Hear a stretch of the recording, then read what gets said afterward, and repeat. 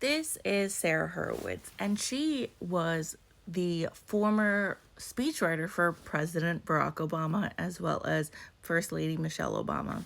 And this has been making the rounds, and I wanted to talk about it because I've listened to this probably like 7 times and had heard different people like Breaking Points and Sam Cedar talk and Hassan talk about this, but I want to give my thoughts on it as well. And boy, do I have some thoughts. I think that since October 7th, but really before then, there have been huge shifts in America on how people think about Jews and Israel. And I think that is especially true of young people. So we are now wrestling with a new, I think, generational divide here. And I think that's particularly true in that social media is now our source of media. And this, it used to be that the media you got in America was American media, and it was pretty mainstream. It generally didn't express extreme anti-Israel views.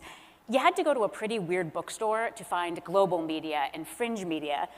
But today, we have social media, which is a global medium, right? Its algorithms are shaped by billions of people worldwide who don't really love Jews. And so while in the 1990s, a young person probably wasn't going to find Al Jazeera or someone like Nick Fuentes, today those media outlets find them. They find them on their phones. It's also this increasingly post-literate media, less and less text, more and more videos. So you have TikTok just smashing our young people's brains all day long with video of carnage in Gaza. And this is why so many of us can't have a sane conversation with younger Jews, because anything that we try to say to them, they are hearing it through this wall of carnage. So I want to give data and information and facts and arguments, and they are just seeing in their minds carnage, and I sound obscene. And, I think, unfortunately, the very smart, bet that we made on Holocaust education to serve as anti-Semitism education, in this new media environment, I think that is beginning to break down a little bit. Because, Holocaust education is absolutely essential. But I think it may be confusing some of our young people about anti-Semitism because they learn about big, strong Nazis hurting weak, emaciated Jews. And they think, oh, anti-Semitism is like anti-black racism, right? Powerful white people against powerless black people. So when on TikTok all day long they see powerful Israelis hurting weak, skinny Palestinians, it's not surprising that they think, oh, I know, the lesson of the Holocaust is you fight Israel. You fight the big, powerful people hurting the weak people. As someone who fell in love with history in high school, I think the reason I fell in love with history was because I realized that the truth is necessary even if it's hard to look at, hard to deal with. And to know that history repeats itself a little too fucking much. For this Zionist to say that we should not teach the Holocaust because it's showing that Israel's actually kind of like the current day Nazis is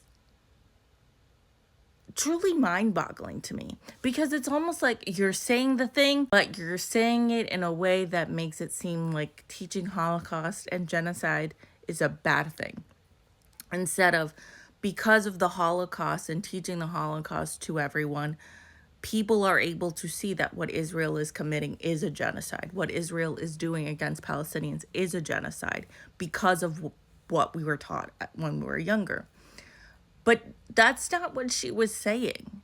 And I think that is fucking insane. And the thing is, she said this so proudly. She said this like it was the best thing ever, that she was so proud. I think we should stop teaching people the combination between anti-Semitism and the Holocaust, because apparently doing that has shown that we can't do a genocide against Palestinians. It's truly vile. Like, I felt like every time I have to listen to this, I feel sick, because I'm like, people actually think this way. I think that psychologists, sociologists, anthropologists, they really need to do a deep dive on the intricacies of Zionism and how they intertwine the fact that it's okay to have a genocide against Palestinians because they're brown, but we can't do it Jewish people because that's anti-Semitic. That's what she's saying, basically. Lady, You're okay with watching dead babies be shot in the head every fucking day. And you think that any sort of facts given to us, we should be like, yeah, it's still okay to shoot dead babies in the head. Even if you know nothing about the Holocaust, say you know nothing about the Holocaust, even watching videos for the past 2 years of a genocide happening in 4K, I'm gonna think that the people shooting the guns, torturing the other people, starving the other people, are the bad guys. I don't need to know anything about the Holocaust to know that what Israel is doing is bad. But education is still important because you can see the similarities between the two. But in her opinion, doing Holocaust education is now bad. What the fuck has this world gotten into? And this, in my opinion, is anti-Semitic. This is causing more harm to Jewish people than anything about saying Palestine needs to be free, that saying the river to the sea, Palestine will be free. Saying what she just said is more anti-Semitic because what she is saying is it's okay for Israel to commit a genocide, but it's not okay when someone commits a genocide against us. That is more anti-Semitic than anything else. And that is what she was saying.